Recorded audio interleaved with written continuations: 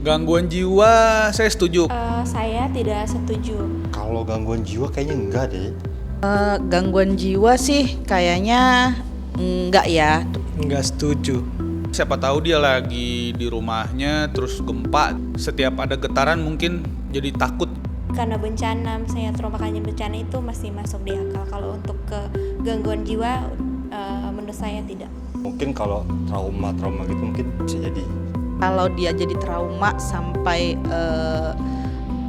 pengaruh ke fisiknya, mungkin jadi sakit atau gimana, itu bisa jadi gitu. Karena kalau bencana alam kan nggak terjadi rutin ya, hanya jarang-jarang, jadi nggak bakal merusak psikis.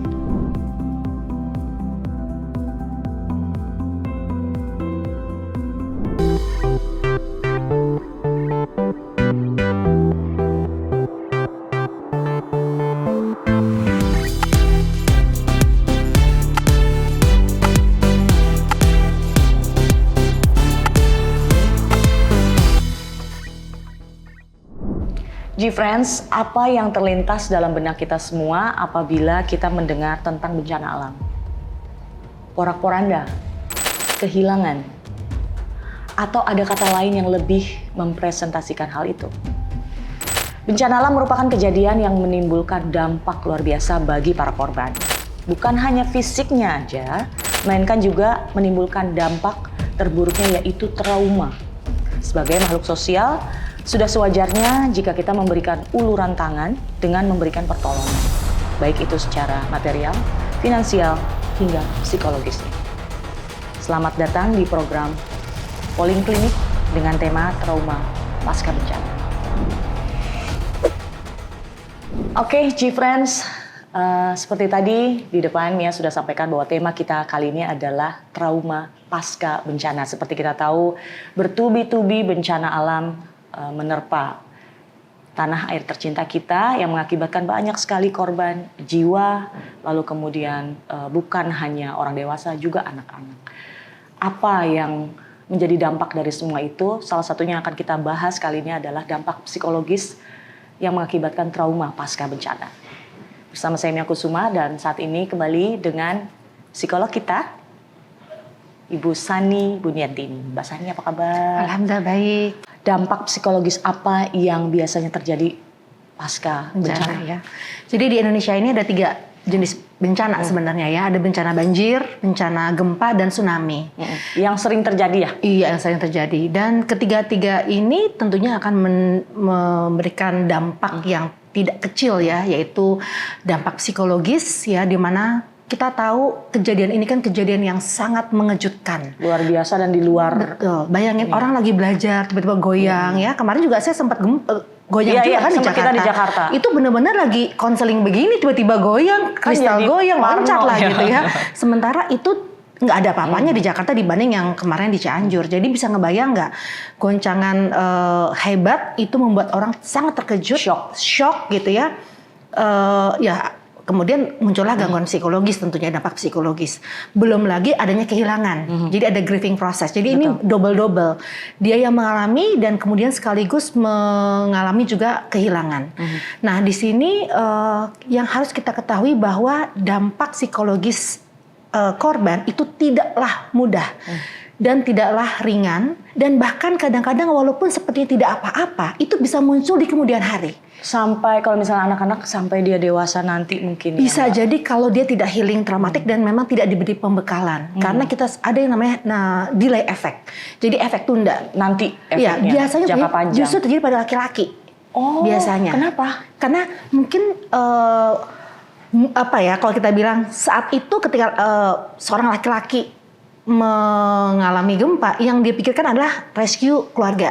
Ya kan, dia sebagai hero, jadi dia harus sebagai pahlawan yang betul, paling duluan ya, dia harus tegar karena kan ada anak, istri, keluarga, dan tetangga sebagainya, dan dia harus menyelamatkan. Sehingga si rasa itu tuh direpress ketika dia tidak bisa membantu atau menolong kondisi saat itu ya. Iya, direpress karena dia harus kuat karena untuk menyelamatkan banyak orang. Oke.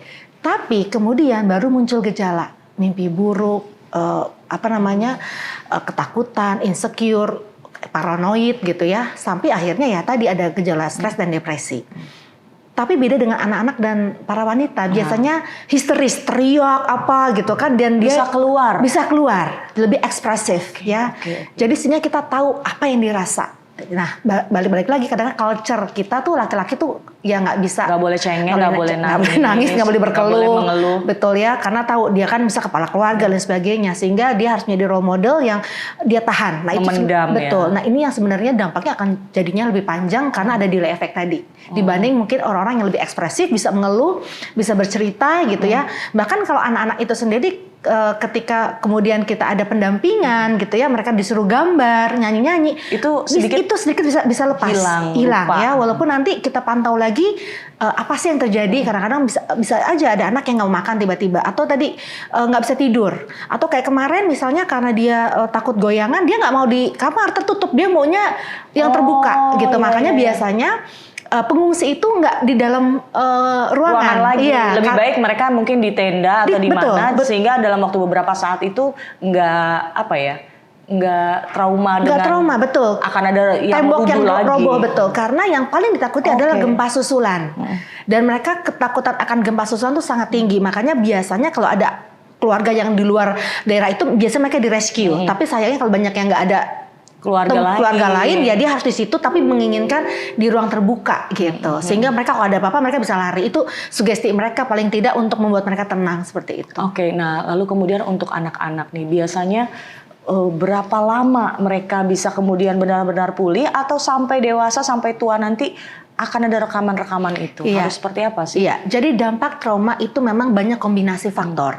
Ada faktor memang kepribadian dan faktor memang dari luar, yaitu support system. Faktor kepribadian itu juga berpengaruh ketika seseorang itu beda-beda. Ada yang dia agak kuat, ada yang memang ringkih, ada yang emang pencemas gitu ya, ada yang memang keturunan gitu ya. Nah, memang tentunya itu mempengaruhi tingkat dari healing dari traumanya. Tentunya orang-orang yang jauh lebih kuat, yang bisa gampang mengalihkan gitu ya, itu jauh lebih mudah mungkin dibanding orang-orang yang ada keturunan anxiety atau kecemasan berlebihan. Nah, tapi apapun itu penanganannya sebenarnya mirip. Adalah mereka harus bisa mengeluarkan apa yang ada di pikiran mereka, apa perasaan mereka. Harus dibicarakan. Harus dibicarakan, entah melalui gambar, tulisan, atau bicara. Nah, ketika orang mendengar itu tidak boleh dikecilkan artinya. Misalnya, aku masih takut nih, udahlah kamu gitu aja dipikirin. Nah itu nggak boleh. Ya, minimal dengarkan dulu ya. Betul, mendengarkan dan memvalidasi perasaannya. Misalnya kita bisa katakan sebagai pendamping atau relawan, kita bisa katakan itu memang berat sekali. Nah, aku tahu itu berat sekali buat kamu. Nah, artinya harus minimal merasakan seperti apa yang dia rasain. Mengakui atau memvalidasi perasaan, walaupun kita tidak mengalami seperti mereka. Tapi dengan memvalidasi, anak merasa akan jauh dia lebih kuat karena ada orang yang memahami perasaannya. Iya. Nah, sayangnya tingkat edukasi juga mempengaruhi. Jadi ketika pasca gempa, anak-anak masih bercerita tentang gempa, itu biasanya orang tua atau orang yang tidak memahami mengecilkan itu, atau udah jangan diomongin gitu, atau jangan diinget lagi. Nah, padahal itu semua harus dikeluarkan. Gitu, karena dengan dia dikeluarkan, diekspresikan, itu akan meminimalisasi dampak psikologis. Nah Mbak Sani, kan nggak setiap saat para psikolog ini bisa selalu hadir di tempat bencana ya. Artinya ini memang mungkin tugas untuk para relawan, para siapapun yang mungkin bisa hadir di sana. Kira-kira mereka ini harus dapat pembekalan psikologis dulu nggak sih, atau ya sudah lakukan saja seperti yang tadi Mas Sani bilang? Karena kan takutnya kayak gitu loh. Mereka datang tapi ya hanya kasih bantuan misalnya, tapi nggak kasih bantuan psikologis. Memang relawan itu biasanya ada trainingnya tersendiri untuk pembekalan. Satu, untuk langsung kepada anak misalnya, atau yang kedua untuk membekali atau edukasi kepada significant others, atau kita sebut dengan parents-nya, atau keluarga, bagaimana mereka bisa memberikan dukungan pada anak mereka. Jadi karena relawan juga tidak akan berada di situ selamanya, yang akan berhubungan langsung kan adalah anak dengan orang tuanya. Nah, di sini relawan juga diharapkan bisa memberikan edukasi kepada orang tua ketika dia berhadapan dengan anak yang masih trauma. Ya tentunya para orang tua ini sendiri pun harus bisa healing dari traumanya dulu. Karena kalau kita bilang fenomena pesawat kalau tergoncang yang pakai masker oksigen kan orang tuanya dulu ya, baru anak. Dulu diri Anda, baru anak. Kenapa? Karena dari orang tua yang sehat secara psikis dia akan bisa bantu anaknya begitu ya, dan tentunya harus juga ada support system yang kuat gitu. Tadi saling bantu mendukung ya, ada berhubungan, ditanya gimana kabarnya. Jadi para keluarga yang ada di luar sana juga jangan cuek-cuekan aja gitu, karena pertanyaan mereka itu sangat membuat para korban ini sangat menghibur gitu, ya kan? Di luar di batas dari material yang diberikan, tapi dukungan psikis itu yang menurut saya paling penting saat ini ya. Gitu. Iya, oke. Ya, kita tentunya berdoa semoga tidak ada lagi bencana seperti itu. Tapi bagaimana ya? Alam, karena ini alam. Kita nggak bisa bencana memprediksi alam. Tapi itu juga sama ya terjadi untuk bencana yang misalnya seperti kebakaran, kayak gitu kan juga orang kehilangan rumah, ada kejadian traumatis itu sama juga ya, Mbak. Nah, makanya mitigasi dari gempa ini biasanya sudah ada pembekalan sebelum terjadinya memang gempa. Jadi di sekolah-sekolah anak-anak kadang-kadang bisa diberikan dikasih latihan atau pembekalan ya, karena kita nggak tahu kapan terjadi gempa dan mungkin saja terjadi dengan tipe yang berbeda gitu. Betul. Tapi kan ininya sama dampaknya. Jadi bagaimana anak bisa healing ya, orang tua juga dikasih pembekalan. Makanya edukasi atau training terhadap parenting sekarang ini juga tinggi sekali, banyak sekali, karena penting memang itu yang akan menyelamatkan anak-anak kita gitu, dan anak-anak yang di generasi kita yang sangat kuat dan matang juga akan membuat negara kita tahan gitu dari goncangan-goncangan yang negatif gitu. Dan itu yang diharapkan sih ke depannya. Amin. Oke, Mbak Sani, ada salah seorang rekan kita namanya Tiara Wulan Juli. Beliau ini sempat mendatangi lokasi bencana di Cianjur bersama-sama dengan tim Yellow Clinic. Ya, kita lihat sama-sama seperti apa ceritanya. Kami menjalankan ataupun menelusuri titik-titik yang belum tersentuh oleh pihak Pemda ataupun instansi yang berhubungan dengan bencana. Jadi memang ada 4 titik yang kami datangi, di hari pertama 2, di hari kedua 2 titik. Yang paling berkesan adalah di mana kami mendapati pengungsi yang memang mayoritas anak-anak di bawah umur 5 tahun. Dan di situ kami selaku tim Yellow Clinic, kami langsung membagi tugas secara spontanitas juga. Ada yang khususan memang nakes dan dokter itu bertugas dan memfokuskan diri untuk pengobatan. Dan saya selaku non nakes dari Yellow Clinic, saya dibantu juga oleh tim daerah. Kami membuat spontanitas trauma healing kepada anak-anak. Jadi kami membuat permainan, kami menyanyi bersama, bahkan ada anggota dewan dari Kabupaten Cianjur yang bersedia untuk menjadi satu karakter yang akhirnya menghibur baik itu anak-anak ataupun orang tuanya. Itu kesan yang membuat kami terharu ya. Tapi di sisi lain juga ada yang membuat kami sedikit sedih, yaitu ada hampir beberapa balita yang masih umur 10 bulan, 12 bulan, saking mereka belum mendapatkan bantuan khusus untuk anak-anak, mereka diberikan makanan ala kadarnya, yaitu mie instan. Sangat sedih karena akhirnya mereka mengalami diare berhari-hari. Ya bayangkan dengan umur yang masih balita, mereka tidak seharusnya mendapatkan makanan mie instan begitu. Dan ada juga orang tua manula yang tidak bisa jalan karena dengan usia dan penyakit yang cukup komplikasi. Kami pun spontanitas melakukan pengobatan ke rumah masing-masing yang membutuhkan. Jadi kalau saya boleh cerita sedikit dengan pengalaman kami selaku tim Yellow Clinic, baik nakes, dokter ataupun non nakes, kami semua bahu-membahu bertugas dan memberi bantuan khususnya pengobatan dan khusus untuk trauma healing.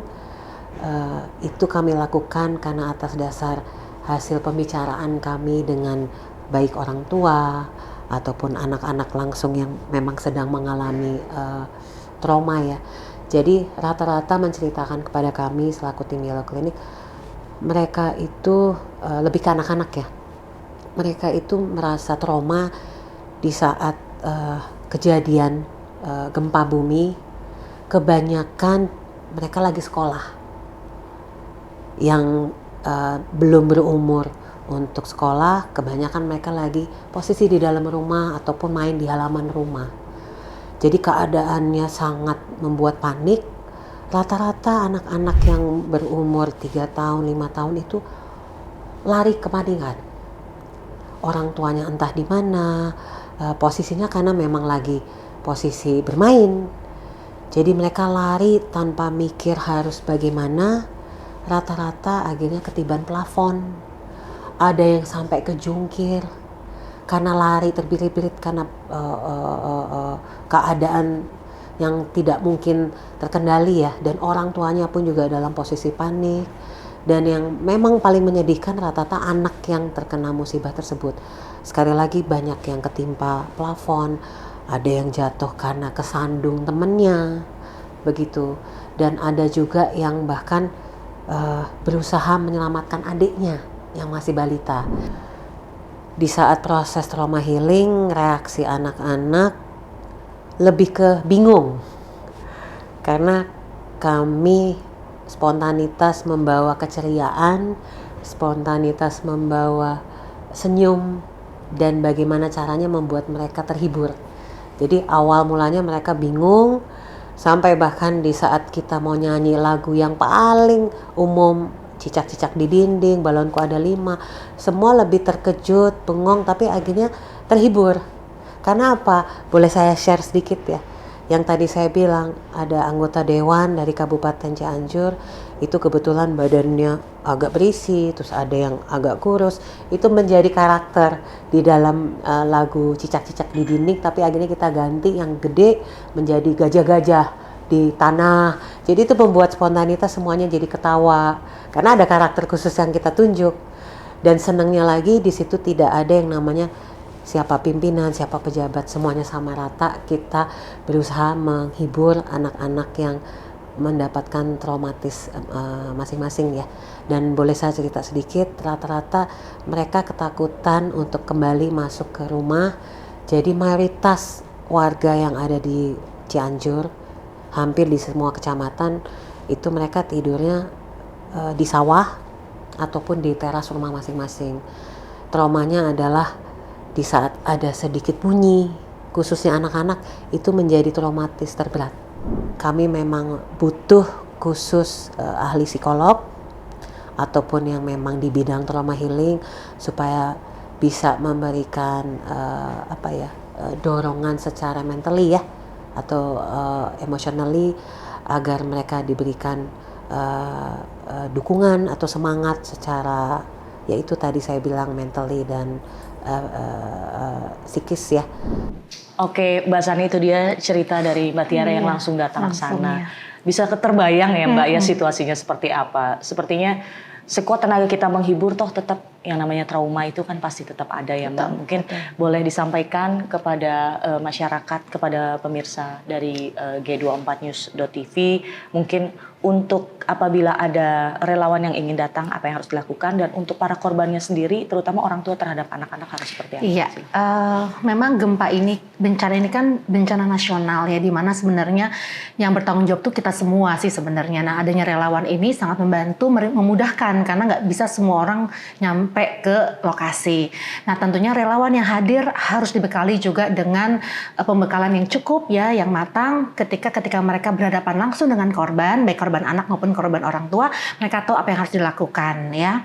Dan tentunya di sini media-media yang perlu dibawa juga perlu disiapkan gitu ya, seperti tadi mungkin ada lagu, musik gitu ya, atau media gambar dan sebagainya, itu juga perlu sebagai memfasilitasi mereka, anak-anak ini, untuk bisa menyalurkan rasa stresnya atau rasa mungkin kecemasan yang masih ada gitu ya. Nah, terutama juga pada korban-korban yang mengalami kecacatan, karena juga ada di sini pasti yang mungkin harus dipotong ya, harus diamputasi ya bagian anggota tubuhnya, sehingga mereka juga harus belajar beradaptasi dengan cacat fisiknya. Nah, ini juga perlunya kerjasama antara psikolog, dokter ya, dan mungkin relawan. Tentunya di sini menjadi tim yang kompak untuk memudahkan mereka beradaptasi dengan ketubuhannya dan ini juga perlu awareness dari mereka untuk menerima dulu keadaan diri mereka begitu. Dan juga untuk yang kehilangan anggota keluarga tentunya ada grieving process. Nah, grieving itu ada step-stepnya dari kesedihan, amarah sampai mungkin penerimaan, dan itu tidak bisa cepat langsung sampai dari awal sampai akhir. Ada juga fase negosiasi, kadang-kadang mereka marah sama Tuhan, mereka tidak percaya sama orang lain dan sebagainya. Nah, ini harus perlu memang disiasati cara atau strateginya agar tepat sasar untuk memberikan pendampingan bagi korban anak maupun orang tua.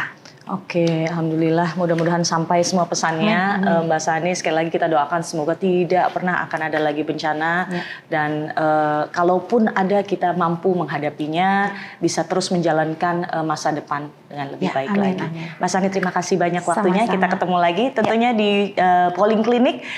Polling Clinic ini akan selalu hadir untuk membahas masalah-masalah kesehatan, masalah-masalah yang tumbuh di masyarakat Indonesia, dan mudah-mudahan G24news.tv bisa membantu Anda semuanya. Terima kasih G-Friends, sampai bertemu lagi. Saya Mia Kusuma, jangan lupa like, follow, subscribe, komen, semuanya. Terima kasih. Minum. Oke, thank you. Minum lagi kita. Iya.